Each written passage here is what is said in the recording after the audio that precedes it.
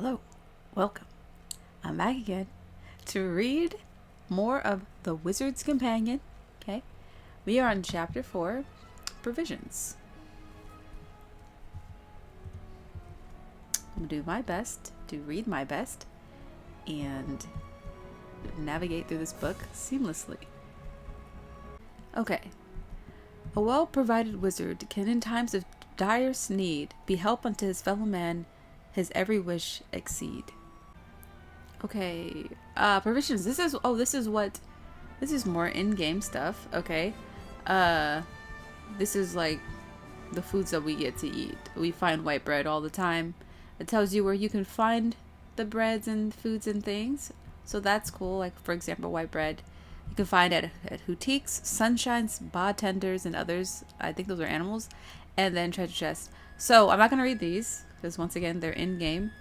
And we will read them as we get them. It's a cool section here. It says various treats and their effects, because I know we could feed our familiars and we can see them grow. So here's what it says.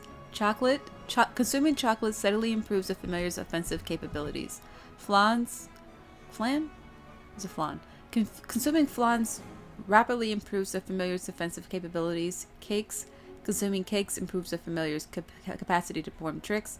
Sundays. Consuming sundaes makes a familiar more resistant to magical attacks. Pies. Consuming pies greatly improves a familiar's accuracy. Ice cream. Consuming ice cream speeds up a familiar's movement. And I'm guessing there's like different types of these sweets. Like, I don't know. Oh, gems and drops. I don't think we've gotten a lot of gems. Gems are fed to familiars. Oh yeah, we definitely don't know about this. Gems are fed to familiars in the same way as other treats, but instead of improving natural attributes, they enable them to learn new tricks. Okay, so cool. We haven't gotten any gems yet that I know about. So I don't know if you can. Yeah, you can't really. I'm not gonna read through these because I want to be surprised. Drops are items that familiars consume in order to metamorphose. When your familiar is ready to metamorphose, feed it a drop just as you would any other treat. Familiars become much more powerful when they metamorphose. Am I saying that word right? So be sure to give them a drop as soon as you have the opportunity. Bear in mind, however, that familiars must be given the appropriate drop for their sign. That's cool, because in World of Final Fantasy, you can transfigure. And there's multiple, like, you can there's multiple things that the familiars can turn into. So I didn't realize that was a part of this game, but I had a feeling because of something I saw, but I don't remember what I saw. Okay, common drops, sun drops, star drops, moon drops, and planet drops prompt metamorphosis in familiars of the sun, star, moon, and planet signs respectively. I don't know anything about this. Jumbo sun drops, star drops, moon drops, and planet drops prompt further change in metamorphosed familiars of the corresponding sign. Okay, so they can evolve and then they can evolve again. Wow, what are their signs? Because even when I was looking through the familiar book, next time we'll have to look at that and see if we can see their sign. 7. Means of transportation part 2. Ships. Non-wizards rely upon ships to carry them across the world to oceans. Indeed, many dream of owning their own vessels, imagining the freedom this would offer them. Certain ships are equipped with grand mechanical wheels, one on each side, which enhance maneuverability and allow docking in narrow harbors. Flying boats. Mainly used by the fishermen of Castaway Cove, flying boats have 2 wide wings that allow them to skip along the surface of the water like flying fish. The sight of 2 flying boats skipping alongside each other, trailing a net between them, is truly something to behold. Wow, are we really going to be able to travel across the ocean? I mean, it would only make sense. But with different types of transportation vessels? Porco Grosso. The latest rumors emanating from the factories of Hamelin surround a battle tank known as the Porco Grosso. This leaked image, depicting the tank's designers, the Porco twins, standing next to their creation, is the only evidence of its existence. The Porco Grosso is believed to be capable of scaling vertical walls and attacking an entire battalion of enemy troops with a single volley. Let's take a look at this. Okay, these are the Porco twins, and this is their tank.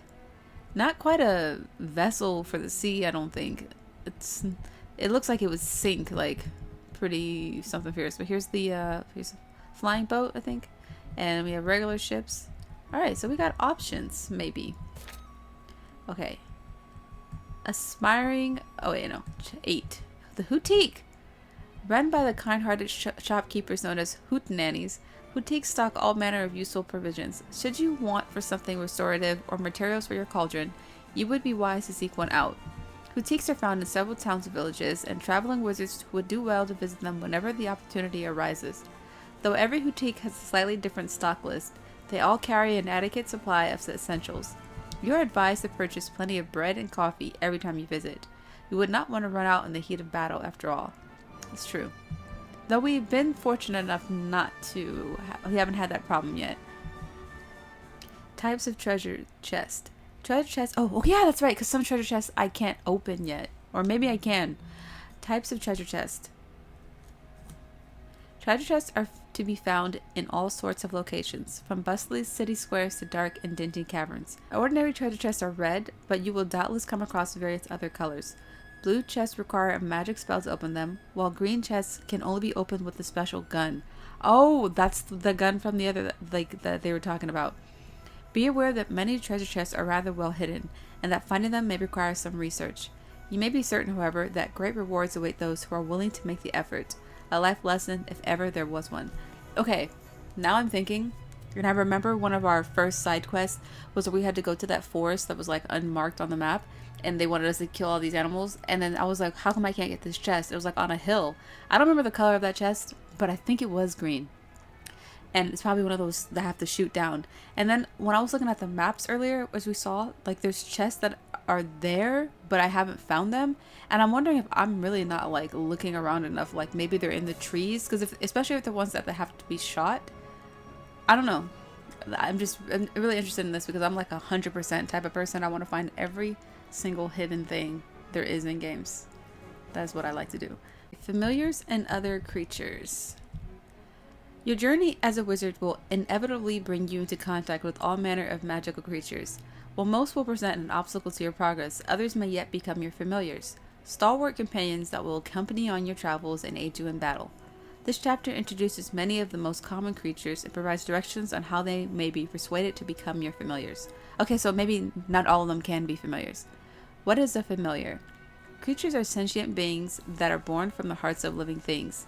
There are many different species in the world, certain of which can usefully be employed by wizards as familiars. Since familiars are often born from human hearts, oh, well, okay. Many think that all familiars are created in this way. This is not the case, however. Most creatures can become familiars, irrespective of their provenance. Oh, okay. Okay. Anything with a heart, in the sense of a soul or a spirit, can give rise to a creature, including animals, plants, stars, and even certain man-made objects. Whoa, okay. I'm gonna say okay again. Note that while creatures are not born of humans are considered wild, this does not preclude them from becoming familiars. It is simply a matter of approaching them in the correct manner. The most important step in making a creature familiar is giving it a name. I love naming my things. Naming creates a bond between wizard and creature, and once you have found this bond with a creature, it will willingly take up residence in your cage and become a familiar. Okay. This is a big familiar. Wow. Okay, key points. Creatures are born from the hearts of living things. All living things are capable of producing creatures. Serenading and naming creatures makes them your familiars, allowing them to be kept in your creature cage. Alright. Not the exact advice I thought we were going to get, but let's keep reading. Serenading refers to the act of playing music to a creature in a bid to persuade it to become your familiar. Those in possession of a spirit harp should try serenading any creature that appears to be receptive, since such creatures will invariably agree to become familiars at the conclusion of a suitable song. We definitely don't have a spirit harp yet. Note that some creatures are more reticent than others, and may refuse to listen to your overtures. All creatures are more receptive to powerful wizards than to feeble ones. However, so treat them to a taste of your magical power, and they may eventually be convinced to take notice. In practice, this usually means besting your creature on the battlefield. Further proof, if any were needed, that while the true wizard should ever petition for peace, he should also be versed in the ways of war. This is interesting. Okay, so it's like, this is similar to, Pokemon and World of Final Fantasy, where you have to kind of like beat the creature into submission and then try to capture it, I don't know. We have not had to do this yet, so in battle at least. The familiar retreat. While the creature cage provides a convenient way for a wizard to carry familiars around, its capacity is unfortunately limited. Should you acquire more familiars than the cage will comfortably accommodate, some will have to be left in the care of the familiar retreat. The retreat can be accessed from most towns as well as several other locations. Oh, that little stone? We see that all the time by safe things. I thought that was a teleportation device. That's for keeping... We keep familiars in a sewer? Because that's what that looks like. Okay. Note that the retreat is no mere hole in the ground. Sure. It is magically connected to another dimension and has been known to facilitate some rather unexpected encounters. Okay. Whatever you say. Alright. The creature cage. Once a familiar has been acquired, it is imperative that it is immediately housed in the creature cage. Don't worry if it seems too big. Familiars are capable of shrinking temporarily in order to fit inside. The creature cage offers a stimulating environment in which your familiars can train and relax. It is also a fine place to lavish affection upon them. Sages agree that showing warmth towards one's familiars has a positive effect on their development, so do not be afraid to give them a treat or two. Yes. Okay, so thinking back, I'm pretty sure our familiar cage can hold like 6 to 9. I'm trying to think of the blank squares I have. 6 to 9, maybe 8. I don't know. Oh, here's this guy feeding his little familiar. That's cute. A single glance at the familiars in your cage should make it clear that the various species are all very different. Some are placid and predictable, while others are hot-blooded and apt to bite a wizard's finger off without warning. Do not give up on your more violent familiars, however. With a good upbringing and the right amount of love, they too will open their hearts and become your loyal companions. How nice. I really like the idea though of them finding you and like wanting to be with you, like how the seed sprite was like just wanted to be with us. Because based on the way they're explaining it, like I don't want to force something to be my familiar. You know, I want it to choose me. Okay? Alright, metamorphosis. As your familiars gain battle experience, they will start to learn various tricks. There are many different tricks, and the ones that can be learned will vary from familiar to familiar. Once a familiar has acquired a certain amount of battle experience, it may be prompted to metamorphose into a more advanced creature, one quite different in both appearance and ability, via the administrating of a special drop. Oh, I'm sorry about the way I read these sentences. Okay. The more times a familiar undergoes metamorphosis, the stronger it will ultimately become. When a familiar metamorphoses for the first time, it will assume a second form consistent with all other creatures of its type. When it metamorphoses for a second time, however, it will assume one of 2 different final forms. Okay, that's interesting. While passively observing your familiar development can be amusing enough, attempting to uncover the secrets of metamorphosis represents a much better use of an ambitious young wizard's time. One of 2 forms? I want to get all the forms. So can you have multiple? I wonder if you can have multiple types so that you can have all the forms. Do you know what I mean? Okay, so here we have a metamorphosis. So what I'm seeing here is, so it's this regular form, then it changes to like the second form, and then it can become this one or this one. A preferred form is chosen for the familiar. Who gets to decide that? This one looks like Superman, this one looks like the villain. I don't know. That's interesting. See, because I'm wondering, like, can I get 2 of these? That way, when it turns into this, because I have 2, I'll have 2 of these, and then I can have 1 of this and 1 of that. That is what I'm wondering. Okay, glims. Oh, glims is something we do not get enough of in battle. Even with that new badge I got to make it so I could have more glims, they are scarce. Enemy creatures will occasionally drop glowing orbs known as glims during battle. There are various types of glim, each one having a different effect on the wizard who collects it. Green glims, for example, restore some vitality, while blue glims restore magical power. Do note, however, that the effects of the rarest and most powerful glims will vary according to the wizard or creature that collects them. Be sure to bear this in mind during battle. Right, familiar signs. Every creature is aligned with one of 4 celestial signs. Okay, we still don't know about this. At least I don't know about it. Sun, star, moon, and planet, each with its own distinct characteristics. Of these, a small minority of creatures are aligned with special, doubly powerful signs known as twin signs. A creature's sign has a notable effect on its performance in battle. Creatures aligned with the sun sign, for example, are effective against those aligned with the moon sign, but ineffective against those aligned with the star sign. While creatures are given species commonly While creatures of a given species commonly share a sign, this is not always the case, as other factors such as habitat also influence alignment. Finally, while a familiar sign may affect its growth and metamorphosis, it is important to remember that battle experience is the most important factor in any familiar's development. The 8 signs and their effects. I haven't seen these? I gotta go back and look. Sun. Creatures are proficient at fire-based attacks and are fairly difficult to put to sleep. That makes sense. That makes sense.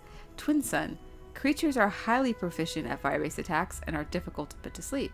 Star. Creatures are proficient at storm-based attacks and are somewhat resistant to poison. Twin Star. Creatures are highly proficient at storm-based attacks and are resistant to poison. Moon. Creatures are proficient at water-based attacks and are fairly difficult to confuse. This makes so much sense. You know, I never seen like games with like an astronomical type of like play, but it makes so much sense because the moon controls the tides of the ocean.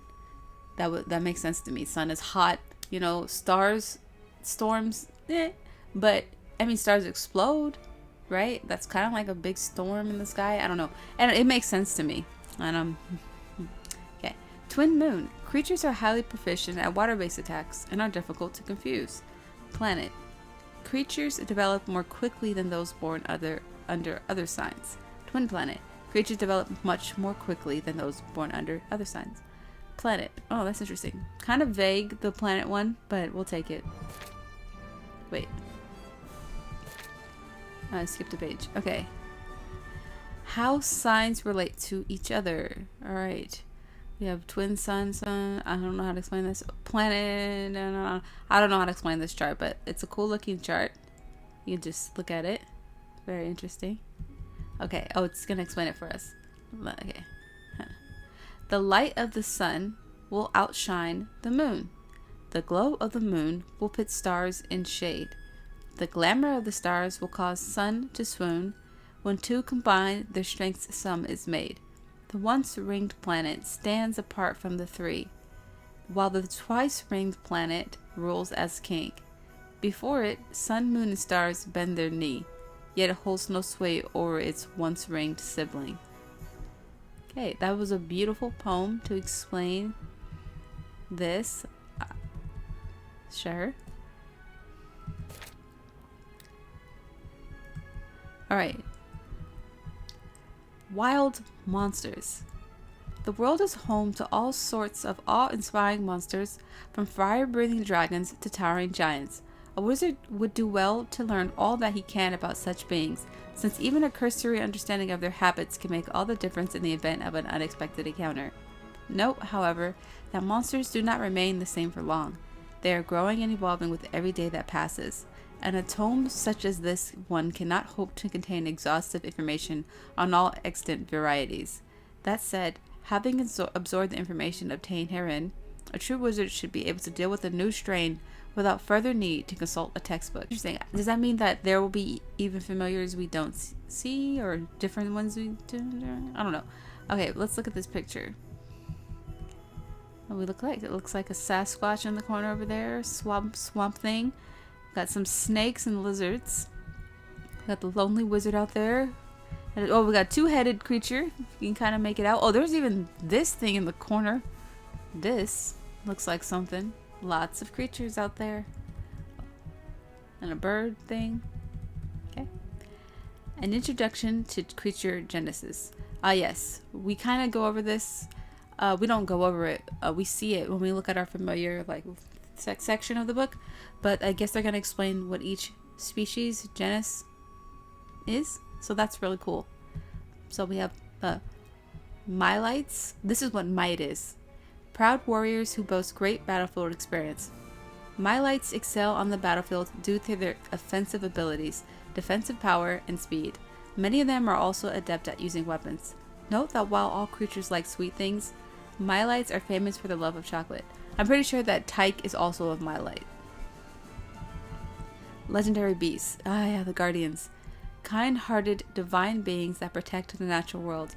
Areas rich in life or natural energy, such as forests and volcanoes, are invariably protected by guardians. Though they are usually rather docile, they are wont to become enraged when their domain is threatened. Pictured here is the guardian of the woods, a mighty being known for harnessing the power of the wind in defense of its forest home. Hey, look at it, he's just chilling. It looks almost like he has a bow tie on, but that must be like a big rock necklace. But yeah, he's cute, he's happy. Or maybe he's not happy, but he definitely wasn't how he was when we fought him. Oh! Okay, now, okay, this is so cool. Did you see that? I'm not going to read these because I don't want to be surprised, but I will just show you this. Okay, so look at this. We have Little Bighorn, for example. We haven't even seen this creature yet. But I just want to show you. Look, it's like a flat 2D drawing, and then you get closer and it becomes 3D. That is awesome. Do the other ones do it? No, just that one. At the very end of the game, maybe I will come back and look at them. But the thing is, we're going to see them and we're going to read about them in the section where I read the familiars that we've defeated. But for whatever reason, yeah, I don't want to read this because I didn't realize, like, it's interesting that it shows you creatures you haven't seen yet. I'm sorry, but I just have to. I love that. That is so cool. Yeah, but this is definitely stuff we're going to be able to read in game and also, like I said, in the familiar section. So I'm just going to skip this part. Okay, so I skipped all the familiars because it's definitely going to spoil stuff for the game for me. So I haven't gotten that far yet, which is interesting because I thought that we, like, okay, it doesn't matter. But yeah, so, but when we see those familiars, we will read about them. Okay, nightmares. We just learned about nightmares. They're very creepy. The worst dreams you've ever had. As briefly mentioned in the introduction to the locket. In the introduction to the locket. What is that? People become brokenhearted when the virtues that make up their heart are lost or stolen. While most brokenhearted people can be returned to normal by restoring the virtue that is missing from their heart, some can be possessed by nightmares, a predicament that is rather more difficult to resolve. Nightmares are mysterious presences that consist entirely of evil. They seep into the cracks that form in broken hearts, further disrupting their balance. Those who are possessed by nightmares lose sight of themselves completely and become totally different people. Since nightmares do not generally alter a person's appearance, however, their friends and family may not even realize that the victims have been possessed. To return the victims of possession to their older selves, one must first drive away a nightmare. Only then can the missing virtue be restored to their heart. I can't wait to meet more of them because I really like this whole exorcism type of thing they're doing. And it's very creepy. Look at that. And it's very real to me. Like, I think the worst people are, like, possessed. Like, I think it's spiritual. I'm just gonna put that out there. Okay, every creature has a weakness. Knowledge is power. I just want to take a look at this ghost horse. Deer. I said horse. Ghost deer. The creature. Look at that thing. Right. Each creature has its own strengths and weaknesses, much like a wizard. Unlike wizards, however, such attributes are largely determined by a creature's genus and species. Oak, for example, have been found to be susceptible to poison, many wizards having observed their pronounced reaction to both natural and man-made toxins. Automata, on the other hand, are generally resistant to poison but suffer badly when subjected to electrical attacks, which disrupt their inner workings and prevent them from operating correctly. Yes, we're learning about elemental things. Elemental traits of this kind can vary widely from within a genus, and even between metamorphically linked species. This is due to the fact that some creatures knowingly sacrifice their affinity with one element in order to increase their affinity with another during metamorphosis. One need only compare a fire ogre and water ogre to comprehend the detrimental consequences of such a choice. Creature attributes are therefore extremely varied. Remembering a creature's strengths and weaknesses and adjusting one's plan of attack accordingly is no mean feat, but the Wizard's Companion is here to help. This volume contains extensive information on various enemies' most important characteristics. So be sure to consult it prior to battle. Such knowledge may save your life. Finally, it should go without saying that no single attack, spell, or strategy will prove equally effective against every enemy. There are no shortcuts in wizardry. Only through study and training can one hope to become a sage. This is really like a book. Like a book. Okay, once again, I do not want to read ahead of stuff I haven't seen yet. But I should read about legendary beasts. The ones that we've done. King Hickory the Third? Who is that? We fought King Hickory the 20-something. So, okay. The Mouse King who stood up to the cats. No rivalry in the natural kingdom is as great as the one that exists between mice and cats. Though the cat's superior size and strength have always given them the upper hand, one Mouse King's fleet feet and quick wits caused untold torment to his feline foes. His favorite trick became known as catfishing and involved dangling his tail out of a mouse hole to attract a cat's attention before quickly withdrawing it. Just as his hapless victim crashed headfirst into the wall, unable to squeeze through the tiny opening. I think that actually could happen in real life too. I feel like mice would be smart enough to figure that out. I don't know. Okay. Yeah, so these are... These are monsters we fought. So maybe it's in a different section, so maybe these are not familiars. But once again, I'm not going to read these because we read about them in the other section. And also there's, the metamorphoses. I don't want to spoil it, but yeah. Okay, so here we have an illustration. This is the Wizard Wars. So we see a bunch of familiars here. Once again, this wizard is fighting this weird shaped deer. I wonder when we're gonna see that thing. Oh, what? What is this? Is this what is this? Oh, I don't know what this is, but that's really cool. Wait, does it do it for everything I get close to? That was so weird. It's just that section. Let's see if it happens again as I look around.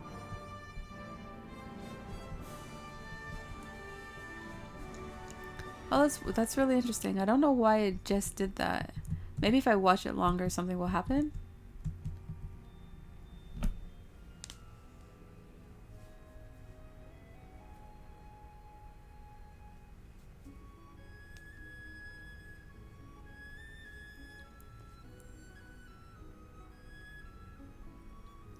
Okay, nothing happens. I don't know what that's about, but the picture is really cool. We have definitely seen some of these familiars so far, and some we definitely have not seen. So yeah. Okay. Teaching for Aspiring Wizards 12. The Cats Cradle. These are the inns. Even the greatest sages must rest from time to time. Those who find themselves far away from home, weary from wizardly exertion, know to make for the nearest Cat's Cradle. The Cat's Cradle chain of inns has branches in every part of the world, and each one boasts different amenities. Some are simple hotels, while others are grand spa resorts. What all Cat's Cradles have in common, however, is the warm welcome you'll receive from their proprietors. Just be sure not to stare at their cat's ear coiffers. Cat's ear coiffers. Is that not their... I think they are cats. I thought they were cats. This lady looks more like a human than a cat, but I thought they were actually cats. Okay. Strange dreams. Many guests have spoken of the strange dreams they have experienced while sleeping at Cat's Cradle establishments, though they never seem to remember what transpired therein. Curiously, guests only seem to have these dreams when they sleep in a room that contains a piece of art entitled A Sketch of the Dream World. Interesting. We haven't had any encounters like this yet. Alright. Chapter 6. 12 Tales of Wonder. This is what I was kind of hoping to get to, just for now, because what's that guy's name? Horace. So I looked it up. I'm trying not to look up stuff, but I looked this up because I don't like missing stuff. So Horace is like a missable kind of thing, and he gives you spells that you can't get anywhere else. So yeah, he gives you riddles, and then you have to read these books or whatever, and solve them to get the spells. So I'm excited because we're still right outside of Alma Moon, and that's where he is. And he's waiting for me to solve the first riddle that he gave me. And I'm pretty sure it's the first first of the 12 Tales of Wonder in this book. So we're going to read that.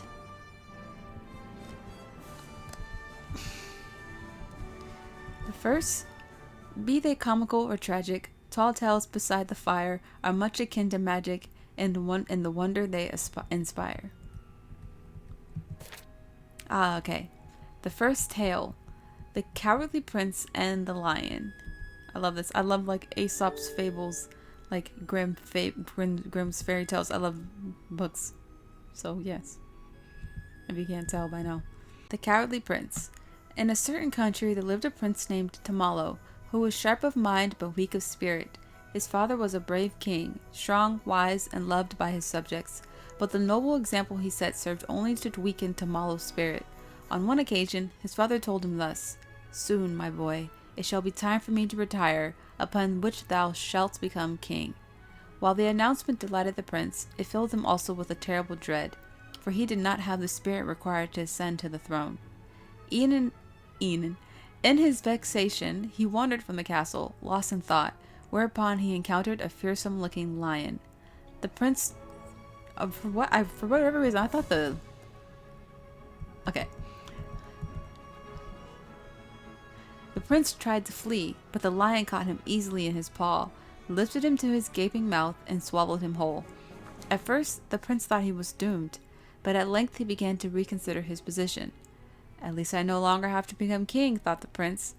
After taking a deep breath, he said to the lion, "Mighty lion, I am the prince of this country, and the day after tomorrow I was due to become its king. Since thou hast now swallowed me, however, thou must needs become king instead."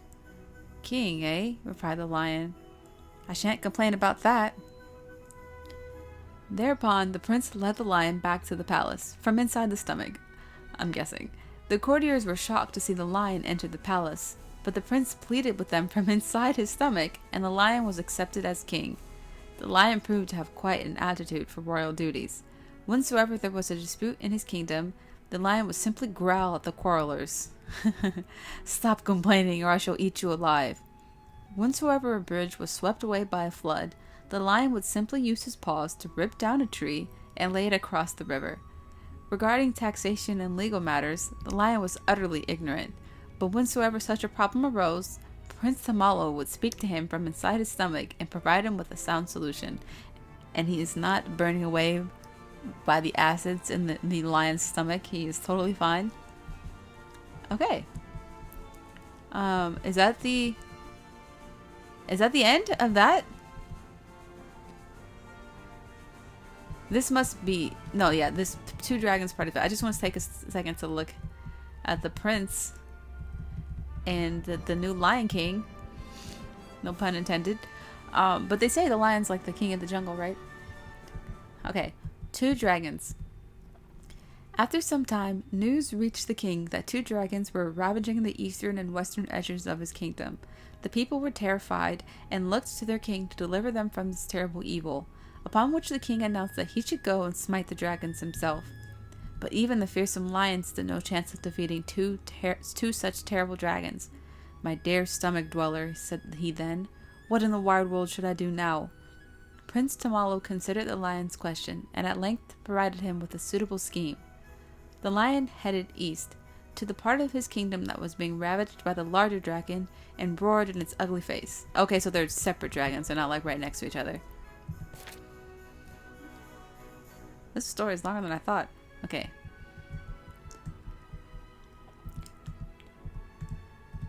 "Dragon, I shall soon slay thee. I fear thee not, for no matter how large thou art, thou shalt never devour me." "Oh ho," scoffed the dragon, "we shall see about that." Upon which he ate the lion whole. Okay. Okay, wait. So okay. The kid's in the lion. The lion's in the dragon. Is the dragon now going to become king? Okay, from inside the dragon's stomach, the lion said, "Dragon, thou art now the king of this land." Okay, yes. That is what they're doing. Okay. "It is therefore thy royal duty to defeat the dragon ravaging the western part of thy kingdom." At first, the dragon paid him no heed, but when the dragon witnessed the humans around him bowing down in deference, as Prince Tamalo had requested them to do beforehand, he decided to do his royal duty, whereupon he went to the western mountains and slew the other dragon. Once the other dragon had been slain, the lion commenced to scratch the inside of the dragon's stomach. "Ow! It hurts!" cried the dragon, rolling on the floor in agony. "Have mercy, I beseech thee." To which the lion said, "Oh yeah, oh my gosh. This is a good story. Okay. If thou wouldst not feel this pain, thou must promise never again to hurt the people of this kingdom." "Ow! Very well, I promise," cried the dragon in reply. But the dragon was a cunning beast, and Prince Tamalo knew that he would break his promise the moment the lion was out of his stomach. He therefore had the lion take out the babbling berry that he told him to bring with him and place it inside the dragon. This berry was known to make noises that sounded like someone muttering to himself. Interesting. With that babbling berry in his stomach, the dragon shan't notice when the lion escapes, thought Prince Tamalo. Oh, so he's just gonna pretend he's still in the stomach? How is he not going to see the lion leave? Because there's only two ways that I can think of. Oh my goodness. Okay. There's only two ways I can think of the lion exiting the dragon, so I think both of those ways are noticeable, but I didn't write this book, so okay. Later that night, when the dragon was sleeping, the lion crept out of the... Okay, there's a typo here. Later that night, when the dragon was sleeping, the lion crept out of his gaping mouth, and set off back to the palace. Okay, so that they... Later that night... Okay, so he left out of his mouth while he was asleep. That answers what I was wondering, how he was gonna get out of the dragon without being seen. I forgot sleep exists. Okay, the dragon left the king and his subjects alone forevermore. Wow, just like that. Okay, the new king. The kingdom had been at peace for 10 years when the lion said to Prince Tamalo, "Stomach dweller, it is time thou camest hence from in there. I would have thee take my place on the throne." Prince Tamalo was shocked and replied in a quivering tone, "I fear that I do not have the spirit to become king. It's been 10 years. "But thy judgments over the past 10 years have invariably been wise," said the lion. "That is as may be, but I am a coward," replied Prince Tamalo. "It was only because I was protected by a great strong lion that I could act so decisively." Yet the lion paid no heed. With an almighty sneeze, he ejected Prince Tamalo from his stomach. It had been 10 years since Prince Tamalo had seen the wide world outside, and he could not believe his eyes. The lion's mane was now full white, and his face was covered in wrinkles. Shut up inside the lion's stomach, Prince Tamalo had been quite unaware of any of this. Yeah, I mean, how do you age on the inside anyways? Okay. Oh, I want to see the pictures. Okay. "As thou canst see with thine own eyes," said the lion, "I have grown old. 10 years hast thou resided in my stomach, and yet not once didst thou scratch me or cause me any pain, as I myself did to that dragon, though thou couldst have done at any time." Oof. "The courtiers and subjects of this kingdom did not accept me because I am strong. They accepted me because I have given them my all, by which I mean thou hast given them thine. Thou art the true king of this country. Thou lackest not the spirit, I assure thee." In like manner, everyone at the palace beseeched Prince Tamalo to become their king. "Prince Tamalo, everyone is humbly grateful for everything thou hast done. Our country needed just such a king as thee." Upon hearing these words, Prince Tamalo felt his courage swell up within him. As king, Tamalo gave still more of himself to his country, and despite the fact that the lion had retired, he continued to live alongside the king in the palace. That's nice. Though many countries are ruled by animals these days, in ancient times all kings were human. Indeed, the magnificent lion about whom you have just read was the first ever animal to be acknowledged as a king, and the world has never been the same since. Wow! Okay, that's super interesting, because, so this is like the past, because we have the Meowjesty, we have the King Hickory the rat, we have the Cowliffa, who we haven't met yet, but his name is Cowliffa. Okay, so back in the day, humans ruled, and then lions and animals ruled. That's really interesting. Okay, I'm excited to meet more animal royalty. I'm trying to figure out, I don't know what the riddle is for Horus yet. I'm not sure what it's gonna be, but I'm pretty sure that his first like riddle is based off of this first story. So this is where I'm gonna stop for now. I hope this read through was enjoyable and informative. As I continue through the game, I'll be reading more. I'm gonna try to stay in sync, so like hopefully every 3 or so playthroughs I get through, I will read from the book, you know. And yes, thanks so much for watching this, and I hope you are enjoying this game as much as me. Have a good day. Goodbye.